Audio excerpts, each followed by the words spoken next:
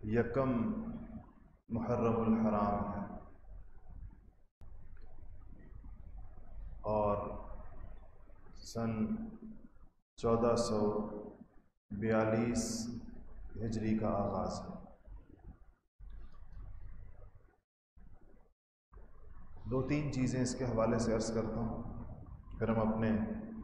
سبق کی طرف چلتے ہیں۔ جب زندگی کا ایک برس پورا ہو جائے انسان کا، ایک ایک کر کے زندگی کا پیمانہ بھرتا ہے، تو ہم سب کو یہ ضرور سوچنا چاہیے کہ اللہ جل شانہ نے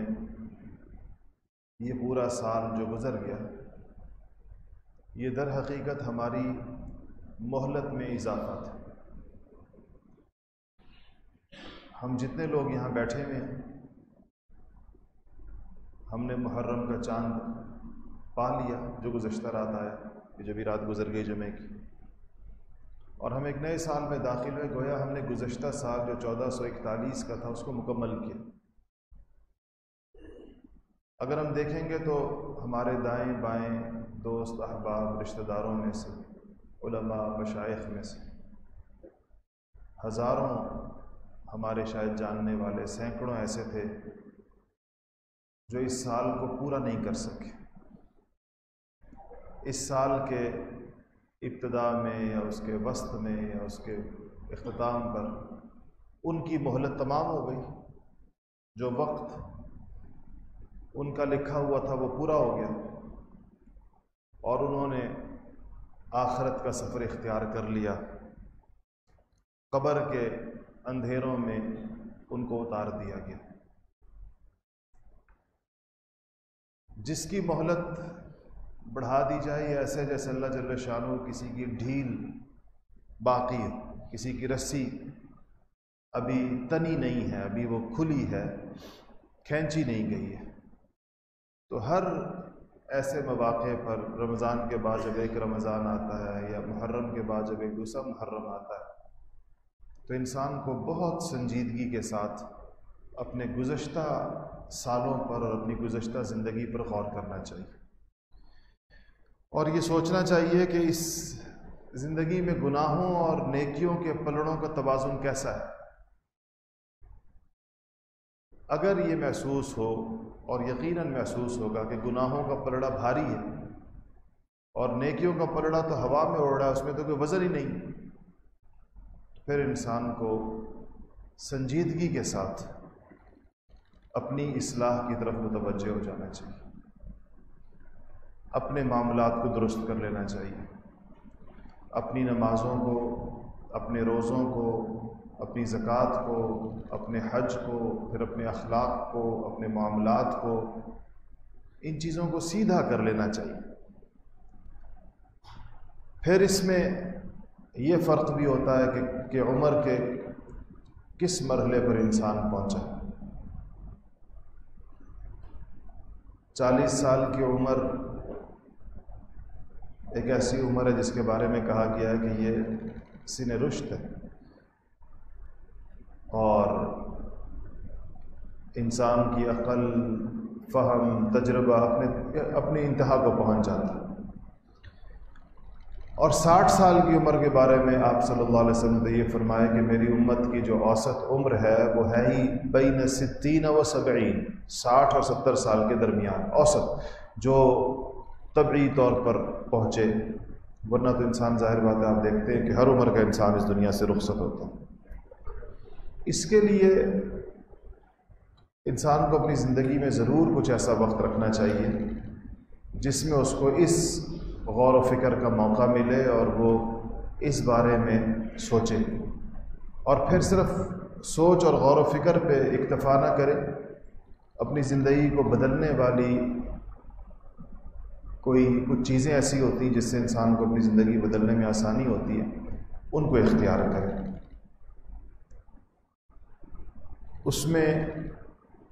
دو تین چیزیں میں اکثر یہاں ذکر کرتا ہوں، آج اسی مناسبت سے آپ سے پھر ذکر کر دیتا ہوں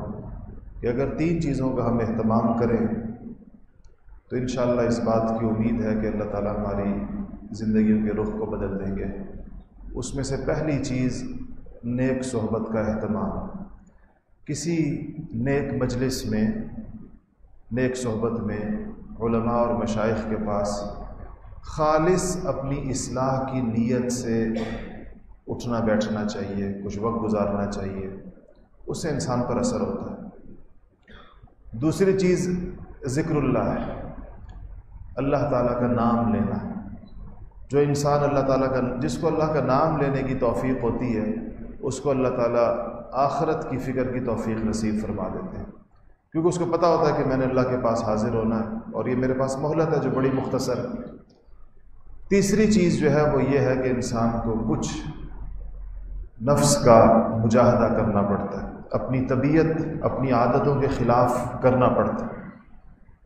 سونے کی عادت ایسی ہے کہ فجر کی نماز پر نہیں اٹھا جاتا، تو ظاہر بات ہے کہ اٹھنے کی ہمت کرنی پڑے گی۔ طبیعت کا تقاضا یہ ہے کہ چل کر مسجد جانا مشکل ہوتا ہے، تو یہ نفس کا مجاہدہ ہے، یہ کرنا پڑے گا کہ انسان پانچوں وقت چل کر جہاں پر بھی ہو یا کسی سواری میں سوار ہو کر مسجد تک جائے، نمازیں باجماعت پڑھے۔ اس طرح دیگر سارے جو دین کے کام ہیں یہ کچھ نہ کچھ مجاہدے کے ساتھ بندھے ہوئے ہیں۔ آپ سیرت پڑھ لیں، صحابہ کرام کے مجاہدے آپ کے سامنے۔ ابھی تو جہاد کی چیزیں چل رہی ہیں، غزوہ احد چل رہا ہے، غزوہ بدر گزرا ہے، جہاد مجاہدے سے ہی ہے۔ اس درجے کا ان کو مجاہدہ اللہ پاک نے کرا دیا تھا کہ پھر یہ مجاہدے ان کے لیے آسان ہو گئے تھے۔ ہم نے چونکہ یہ والا مجاہدہ نہیں کیا ہوا، کبھی ہم نے اپنی زندگی داؤ پر نہیں لگائی، کبھی ہم اللہ کے لیے اپنی جان پیش نہیں کی، اپنا خون پیش نہیں کیا، اس لیے ہمارے لیے یہ مجاہدہ بڑا مشکل ہے کہ نماز کے لیے کیسے جائیں، روزہ کیسے رکھیں، حج کیسے کریں، یہ ساری کی ساری چیزیں ہمارے لیے مشکل ہو گئی۔ تو اس لیے کچھ نہ کچھ اپنی طبیعت میں انسان کو مجاہدے کا جو پہلو ہے وہ ضرور ڈالنا چاہیے۔ ایک بات تو یہ ہے نئے سال کے آغاز کے اعتبار سے۔ دوسری بات یہ ہے کہ یہ یکم محرم سیرت نگاروں اور مورخین کی ایک بڑی تعداد کے نزدیک سیدنا عمر فاروق رضی اللہ تعالی عنہ کا یوم شہادت ہے۔ بعض حضرات یہ کہتے ہیں کہ اب 26 ذو الحجہ کو آپ پر حملہ ہوا تھا، فجر کی نماز پڑھاتے ہوئے مسجد نبوی کے اندر، اور 3 دن آپ موت و حیات کی کشمکش میں مبتلا رہے، اور یکم محرم الحرام کو آپ نے اپنی جان آفرین کے سپرد کی۔ تو اس مناسبت سے ہمارے دینی حلقوں میں اس بات کا معمول ہے کہ سیدنا عمر فاروق رضی اللہ تعالیٰ عنہ کی یوم شہادت کے مناسبت سے اس دن ان کی سیرت پہ گفتگو ہوتی ہے، اور ہم بھی کرتے رہے ہیں پہلے ہمیشہ گزشتہ سالوں میں۔ اب چونکہ ہم سیرت ایک خاص ترتیب سے پڑھ رہے، تو انشاءاللہ اس سیرت میں نبی کریم صلی اللہ علیہ وسلم کی حیات مبارکہ کے آخری سال پر پہنچنے کے بعد ہم باقاعدہ خلفائے راشدین پر مستقل سیریز کریں گے، اور وہ ذرا زیادہ تفصیلی ہوگی انشاءاللہ۔ وہ سیدنا ابوبکر صدیق رضی اللہ تعالیٰ عنہ سے شروع کر کے سیدنا علی مرتضیٰ، اس کے بعد حضرات حسنین کریمین، اور اس کے بعد سیدنا امیر معاویہ رضی اللہ تعالیٰ عنہ پر جا کر اس سلسلے کو اللہ نے چاہا تو ختم کریں گے، اور ہو سکتا ہے کہ عشرہ مبشرہ سارے کریں، تو اس میں انشاءاللہ چیز تفصیل سے آ جائے گی۔ پہلے بھی آپ میں سے بیشتر حضرات وہی ہیں جو کئی سالوں سے ہیں جمعہ پڑھ رہے ہیں، تو وہ جو گفتگو یکم محرم کو سیدنا عمر فاروق رضی اللہ تعالیٰ عنہ کے حوالے سے ہوتی تھی، وہ آپ میں سے اکثر لوگوں نے سنی ہوئی ہے، اس لیے ہم اپنے اسی درس کو جاری رکھیں گے جو ہمارا درس سیرت چل رہا ہے، اور اس میں ہم غزوہ احد کے درمیان میں تھے۔ گزشتہ درس میں نے آپ سے عرض کیا تھا کہ سیدنا خالد بن ولید رضی اللہ تعالیٰ عنہ جو اس وقت تک مسلمان نہیں ہوئے تھے، ان کے جبل الرمات کے پیچھے سے کیے گئے حملے نے جنگ کا پانسا پلٹ دیا، اور بھگدڑ مچ گئی، اور رسول اللہ صلی اللہ علیہ وسلم کی شہادت کی خبر بھی اڑ گئی، اور حضرات صحابہ جو ہیں ان کا جو لشکر تھا وہ چھوٹی چھوٹی ٹولیوں کے اندر بٹ گیا، وہ بکھر گیا، درمیان میں مشرکین آ گئے۔ ابن سعد بہت مشہور مورخ ہیں، وہ کہتے ہیں کہ اس بھگدڑ میں 14 لوگ ایسے تھے جو نبی کریم صلی اللہ علیہ وسلم کے گرد موجود رہے۔ ان میں سے 7 مہاجر تھے اور 7 انصار تھے۔ 7 مہاجرین میں سے سیدنا ابوبکر صدیق رضی اللہ تعالی عنہ تھے، سیدنا عمر فاروق رضی اللہ تعالی عنہ تھے، عبد الرحمن ابن عوف تھے، سعد بن ابی وقاص تھے، سیدنا طلحہ تھے، سیدنا زبیر تھے، اور سیدنا ابو عبیدہ ابن جراح تھے۔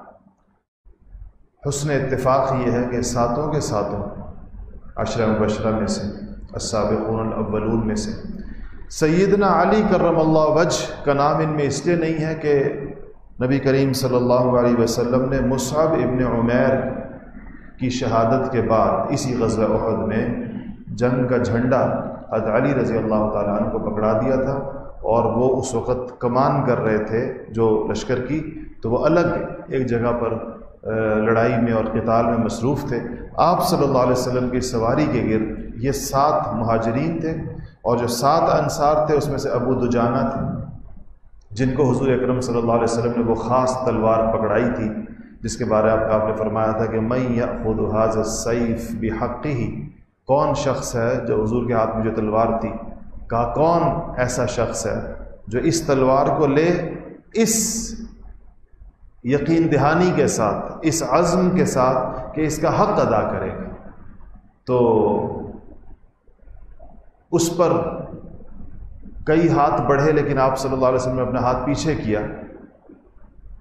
تو پھر ابو دجانہ نے پوچھا کہ یا رسول اللہ اس کا حق کیا ہے جس حق کی ادائیگی کا آپ فرما رہے ہیں؟ آپ نے فرمایا کہ اس سے اللہ کے دشمنوں پر اس قدر تیز رفتار تلوار بازی کی جائے کہ وہ اس تلوار کو ٹیڑھا کر دیں، تلوار اللہ کے دشمنوں کی گردنوں پر ٹیڑھی ہو جائے، اتنا مارا جائے ان کو۔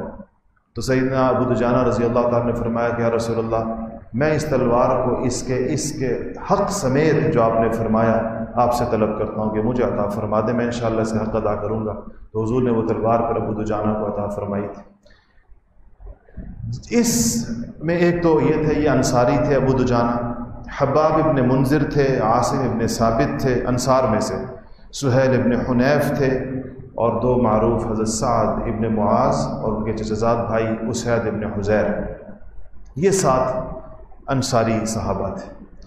ان میں سے سیدنا سعد ابن ابی وقاص رضی اللہ تعالیٰ عنہ کے بارے میں تو میں نے آپ کو گزشتہ درس میں بتایا تھا کہ انہوں نے ایسے کمال کے ساتھ تیر اندازی کی حضور کی سواری کے چاروں طرف گھوم کر کہ حضور نے ان کو فرمایا تھا کہ ارمی یا سعد فداک ابی و امی، سعد اور تیر چلاؤ، میرے ماں باپ تجھ پہ قربان۔ اور سیدنا طلحہ، جن کا پورا نام طلحہ بن عبید اللہ ہے، عشرہ مبشرہ میں سے، انہوں نے نبی کریم صلی اللہ علیہ وسلم کے ساتھ احد میں جو کیا، جو وفاداری کا ثبوت دیا اور جیسی جانثاری کا ثبوت دیا کہ صحابہ فرماتے ہیں کہ ہم نے نبی کریم صلی اللہ علیہ وسلم کو یہ فرماتے سنا کہ آپ نے کہا کہ اوجب طلحہ، آج طلحہ نے اپنے اوپر جنت واجب کر دی۔ ایک موقع پر احد کا ذکر آیا تو آپ نے فرمایا کہ ذالک الیوم کلہ لطلحہ، آپ نے کہا وہ احد کا دن تو سارا طلحہ کا دن تھا۔ تو جس طرح کھیلوں کے اندر کہتے ہیں نا فلانا مین آف دی میچ تھا، تو وہ ایک آدمی جس کا کھیل سب کے کھیلوں کے اوپر نمایاں ہوتا ہے، تو حضرت یہ احد کو حضرت طلحہ کا دن کہا گیا کہ حضرت طلحہ کا دن، انہوں نے اس دن وفاداری کے، جانثاری کے بڑے عجیب منظر پیش کیے۔ نبی کریم صلی اللہ علیہ وسلم کو اپنی پشت پر اٹھایا، پہاڑ کے اوپر چڑھایا، ایک موقع پر اوپر چڑھنے کے لیے آپ نقاہت کی وجہ سے، کیونکہ آپ بہت زخمی ہو گئے تو طلحہ نیچے یوں جھک گئے۔ ان کی سعادتیں دیکھیں اور ان کے اللہ تعالیٰ نے ان کو جو نعمتیں عطا فرمائی تھی کہ طلحہ نے یوں اپنی کمر گھٹنوں کے بل نیچے بیٹھ کے جھکائی، اور حضور صلی اللہ علیہ وسلم نے چڑھنے کے لیے حضرت طلحہ کی کمر کے اوپر اپنا پاؤں رکھ کر اوپر چڑھے۔ تو یہ ان حضرات کو اللہ پاک نے یہ مواقع عطا فرمائے کہ حضور اکرم صلی اللہ علیہ وسلم کے ساتھ سیدنا ابو عبیدہ ابن جراح، جن کو حضور نے امین هذه الامہ کہا تھا کہ اس امت کے امین آدمی، آگے چل کر آئے گا کہ جب نجران کا وفد آیا تھا، نجران کے عیسائی آئے تھے، عام الوفود جو وفدوں کے آنے کا سال تھا، اس میں آگے آ جائے گی وہ بات. تو ان کے ساتھ آپ نے بڑے جس کو کہنا چاہیے کہ اس وسعت ظرفی کا مظاہرہ فرمایا. ان کو مسجد نبوی کے اندر اپنی عبادت کرنے کی بھی اجازت دی، مگر اسلام انہوں نے قبول نہیں کیا. تو ان کے اوپر جزیہ لگایا گیا، اس نجران کے عیسائیوں کے اوپر جو یمن کا ایک علاقہ ہے. تو جب وہ لوگ جانے لگے اور جو ان کے جزیے کی وصولی کے لیے انہوں نے کہا کہ آپ اپنا ایک بندہ ہمارے ساتھ کر لیں، نبی کریم صلی اللہ علیہ وسلم سے عرض کیا کہ ہم جو جزیہ دیں گے تو اس کو لے کر آئیں، لیکن بندہ کوئی امین بندہ ہمیں دے دیں. ایسا نہ ہو کہ ہم زیادہ مال اس کو دیں یمن کے اندر تو یہاں آپ کے پاس وہ تھوڑا پہنچائے اور آپ یہ سمجھیں کہ ہم نے تھوڑا دیا ہے. اس موقع پر آپ نے سیدنا ابو عبیدہ ابن جراح رضی اللہ تعالیٰ عنہ کو ان کے ساتھ بھیجا اور ان سے یہ کہا کہ یہ ابو عبیدہ ہیں، یہ اس امت کے سب سے امین آدمی ہیں. اس لیے ابو عبیدہ ابن جراح کا لقب ہے امین الامہ، کہ آپ نے کہا امین هذه الامہ ابو عبیدہ ابن الجراح. تو یہ ساروں نے سرفروشی جانثاری کے خوب مظاہرے کیے، اور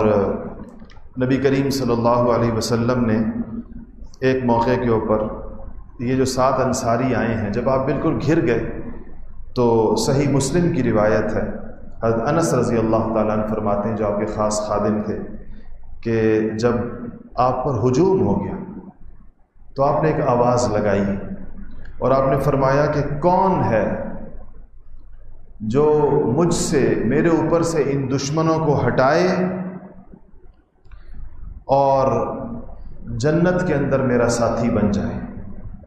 یعنی آج وہ کون ہے جو ان دشمنوں کو جنہوں نے ہجوم کیا ہے ان کو میرے گرد سے ہٹا دے اور اس کے عوض کے اندر جنت کے اندر میری رفاقت حاصل کر لے. یہ سن کر یہ 7 انصاری صحابہ آگے بڑھے اور یکے بعد دیگرے حضور اکرم صلی اللہ علیہ وسلم پر شہید ہو گئے. جانثار 7 کے 7 شہید. ان میں سے ایک زیاد ابن سکن تھے،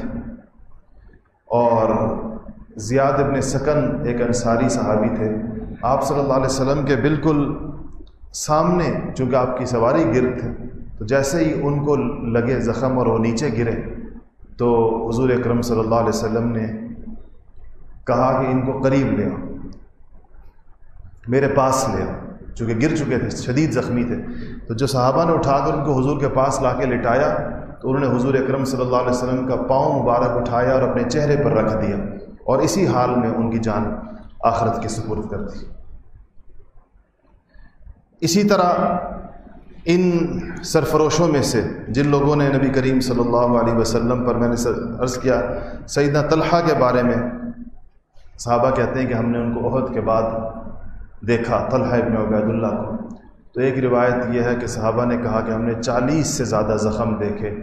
ان کی کمر اور ان کی پشت پر، تیروں کے، تلواروں کے، نیزوں کے. اور دوسری روایت میں ہے کہ ہم نے 70 سے زیادہ زخم دیکھے. اور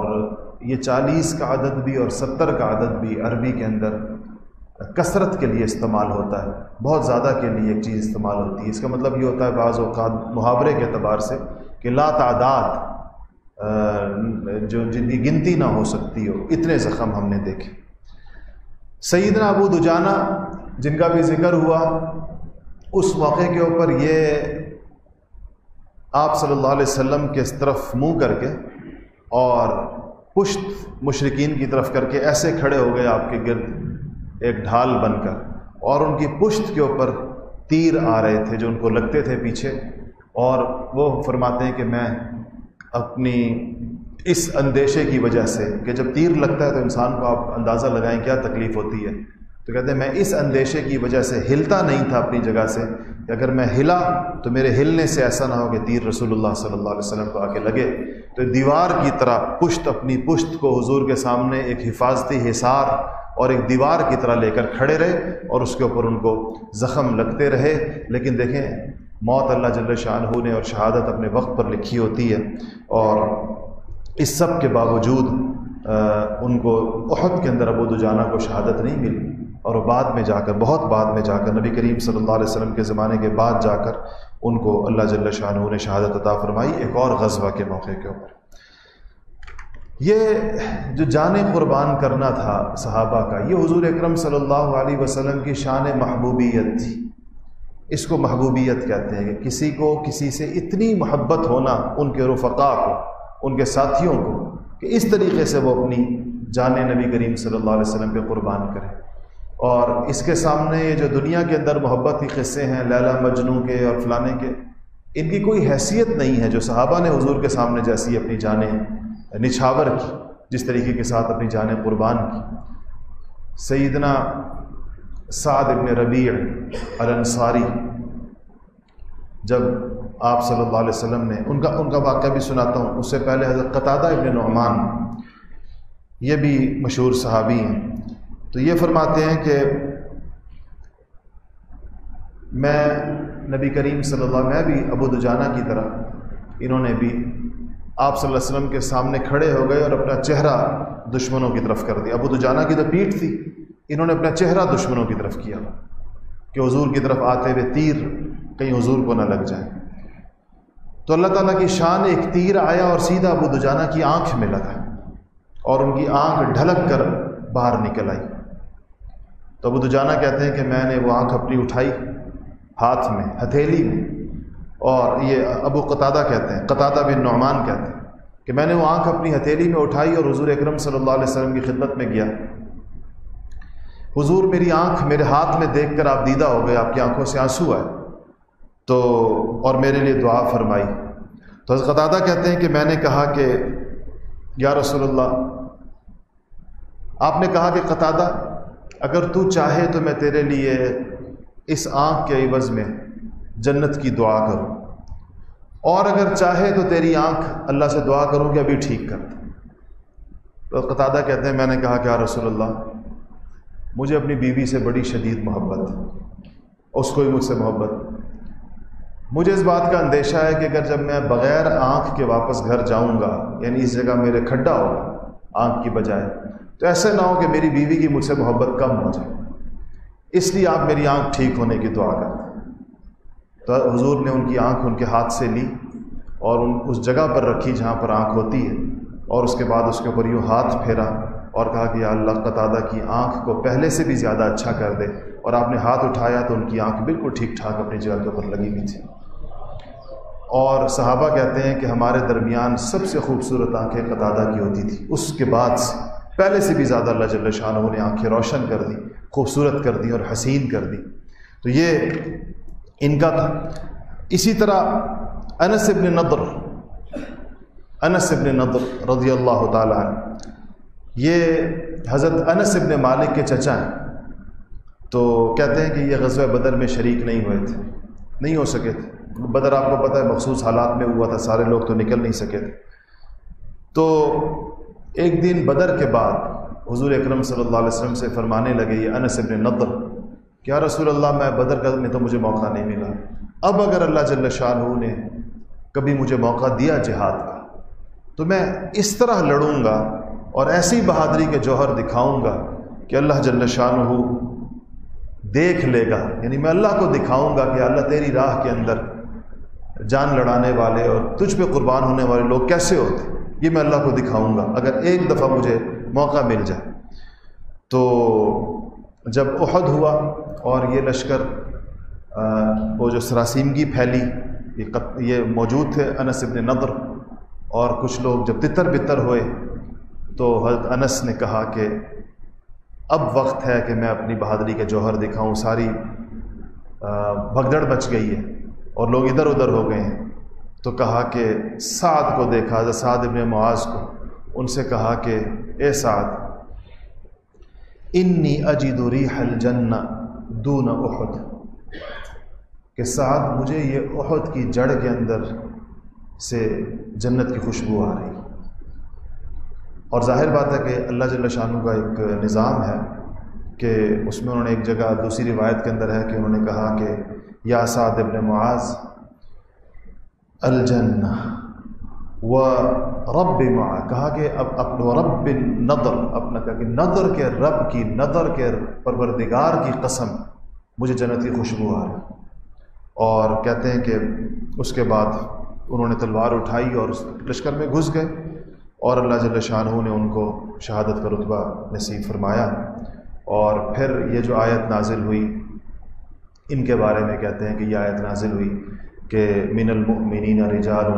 صدقوا ما عاہدوا اللہ علیہ، کہ مسلمانوں میں سے بعض مرد ایسے ہیں کہ انہوں نے اللہ تعالیٰ کے ساتھ جو وعدہ کیا پھر اس کو پورا کر کے دکھایا۔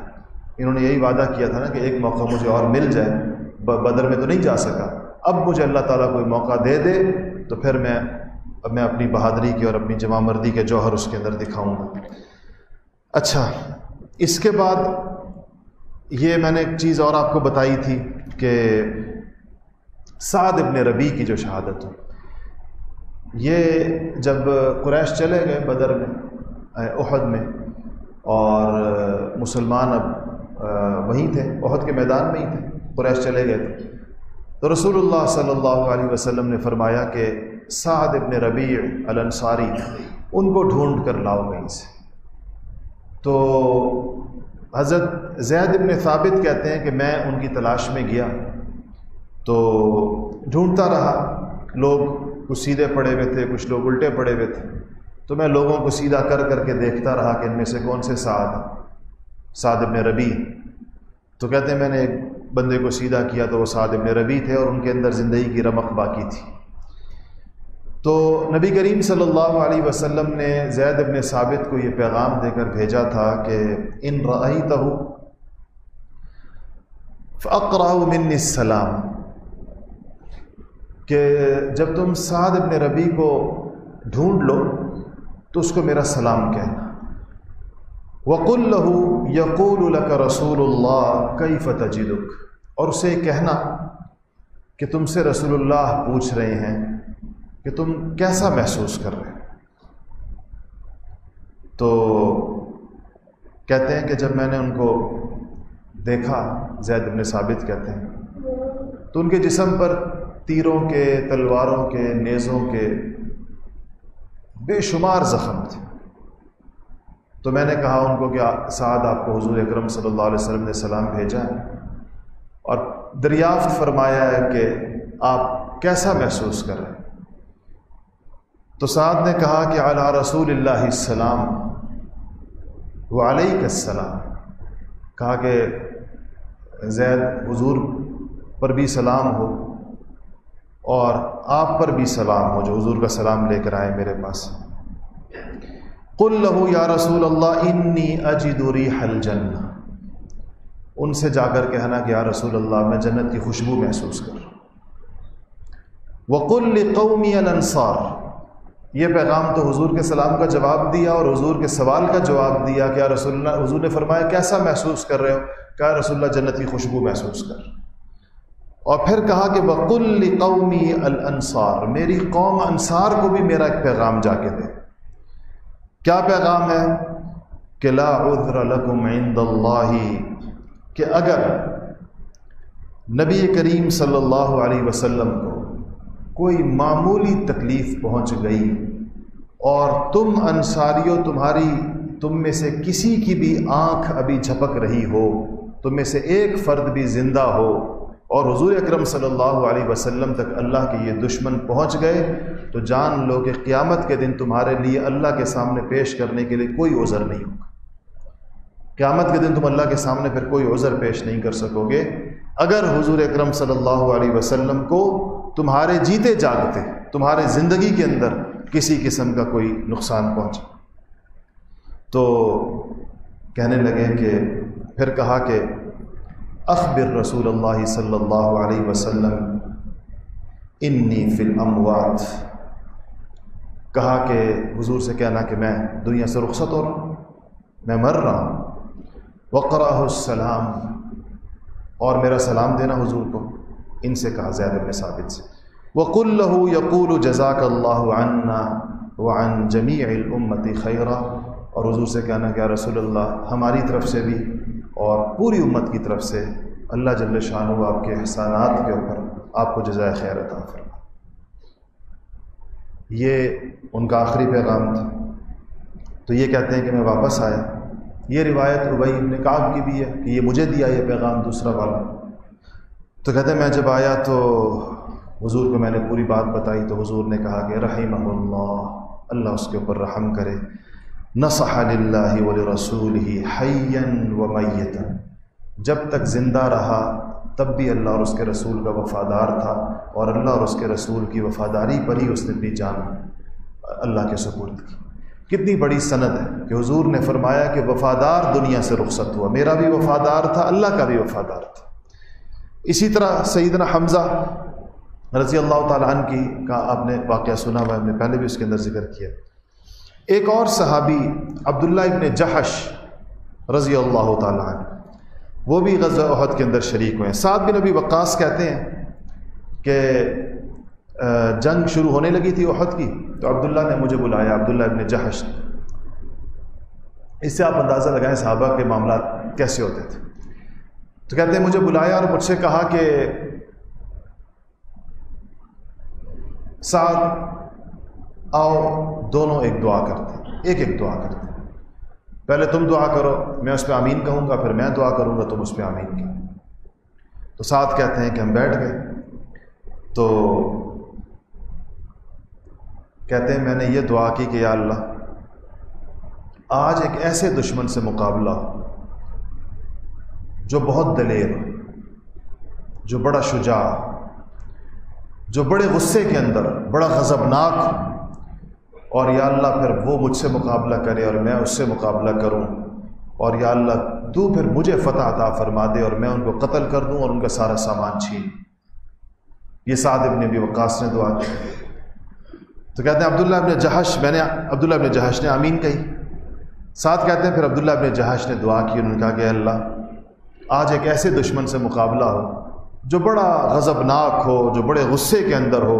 جو بڑے زوراور ہو بہت زیادہ،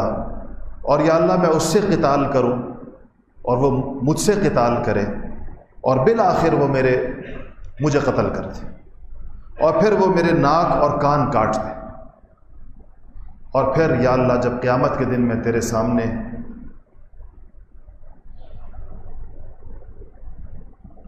کٹے ہوئے ناک اور کان کے ساتھ آؤں تو تو مجھ سے پوچھے کہ عبداللہ تیرے ناک کان کیوں کٹے ہوئے ہیں، تو میں تجھے کہوں کہ یا اللہ یہ تیرے اور تیرے حبیب کے رستے میں کٹے۔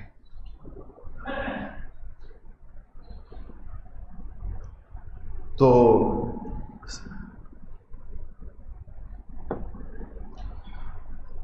سعد کہتے ہیں ان کی دعا کے بعد مجھے احساس ہوا کہ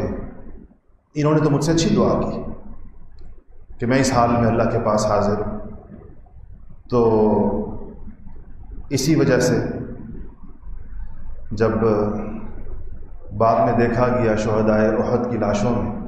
تو عبداللہ ابن جحش اس حال میں پڑے ہوئے تھے کہ ان کے ناک اور کان کٹے ہوئے تھے۔ تو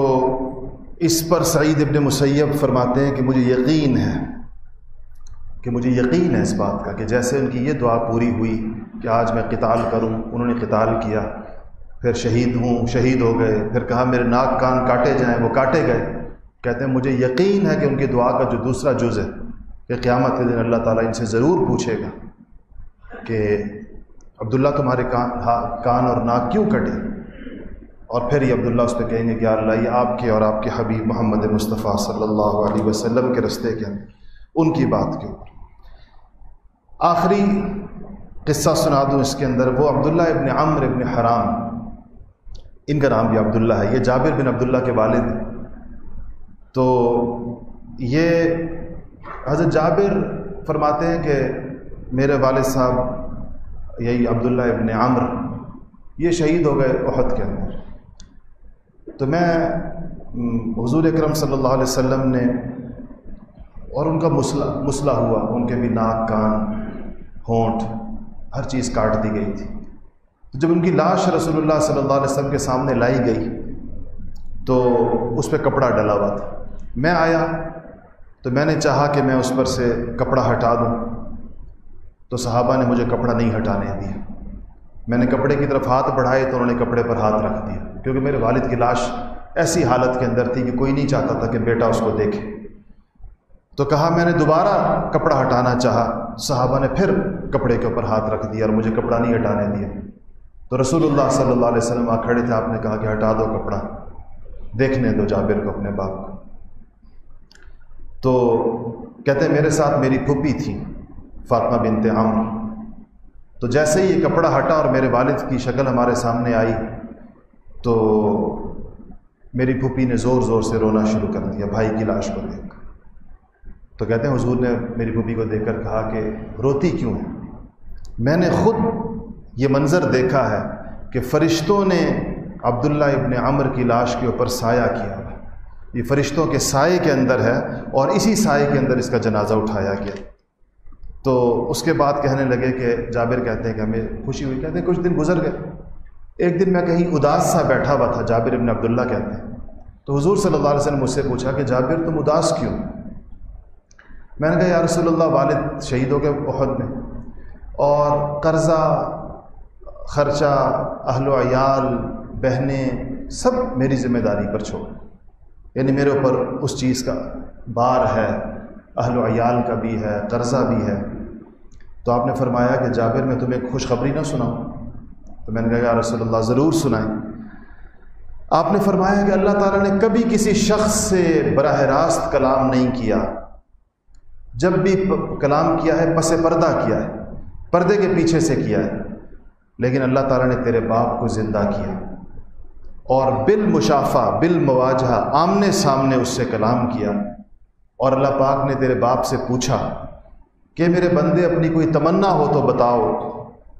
تو میں تمہارے باپ نے کہا کہ یا اللہ مجھے دوبارہ دنیا کے اندر بھیج دے تاکہ دوبارہ تیری راہ کے اندر شہید ہو جاؤں۔ تو اللہ جل شانہ نے فرمایا کہ یہ نہیں ہو سکتا، مرنے کے بعد دوبارہ واپسی نہیں۔ تو عبداللہ فرماتے ہیں کہ جابر ابن عبداللہ رضی اللہ تعالیٰ عنہ فرماتے ہیں کہ اس بات سے حضور کی میرا جو غم تھا اپنے باپ کی جدائی کا، کہ جب میرے حضور نے مجھے یہ بتایا تو وہ غم میری بالکل ختم ہو گیا۔ مجھے ایسے لگا جیسے کہ بالکل انسان کو، حضور نے فرمایا بھی تھا خوشخبری تمہیں سناتا ہوں، تو یہ خوشخبری۔ تو یہ عمرو بن جموح کی شہادت ہے، وہ رہ گئی ہے، انشاءاللہ اللہ نے چاہا تو کل اگلے جمعے زندگی رہی تو انشاءاللہ اس کو بیان کریں گے۔ وآخر دعوانا الحمدللہ رب العالمین۔